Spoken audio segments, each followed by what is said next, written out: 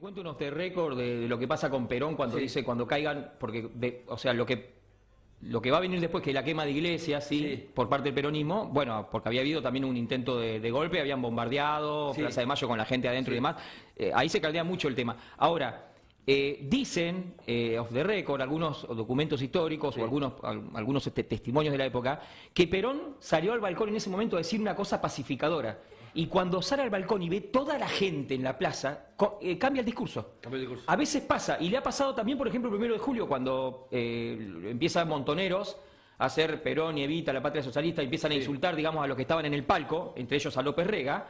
Perón también, ahí les dice imberbe, o sea que el viejo, como se le decía, a veces se sacaba, se sacaba, ¿viste? Y por ahí vas con una... Y a Alfonsín también le pasó varias veces. Por ejemplo, los discursos finales sobre el discurso de marzo del 89. En la rural. Bueno, en la rural sí, pero en la rural fue como mucho más medido, mucho más orador. Pero recuerdo cuando termina el discurso de las aperturas de sesiones en marzo del 89, cuando ya se sabía que le estaban presionando para que entregue también el poderante y demás. Antes de las no, da una entrevista, o sea, lo paran unos mobileros de ATC y los manda a freír churro a los mobileros, o sea, con un momento de exaltación. Entonces te das cuenta que a veces ese clima popular te va llevando, o sea, la ola te lleva, digamos, y al liderazgo le pasa eso muchas veces.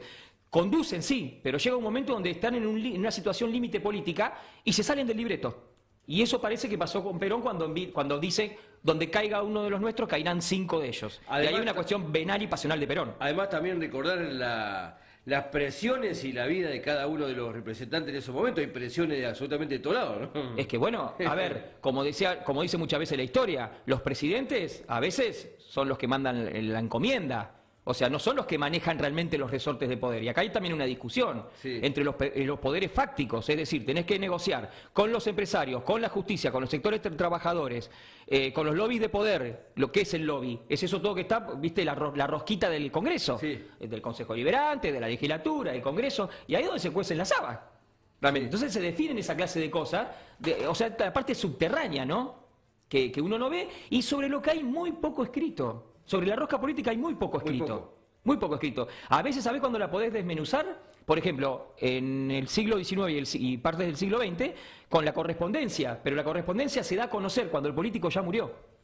Varios años después, ¿no? Vos, por ejemplo, si te fijás la correspondencia de Julio Argentino Roca, la forma en que el tipo pensaba la política es majestuoso. La correspondencia de Rosas, la correspondencia de San Martín. O sea, cuando vos empezás a ver los tipos cómo accionan políticamente, bueno, y a partir de ahora, o sea, antes tenías la suerte de ver la correspondencia escrita. Ahora es mucho más complejo porque se muere la persona y el celular se va con él.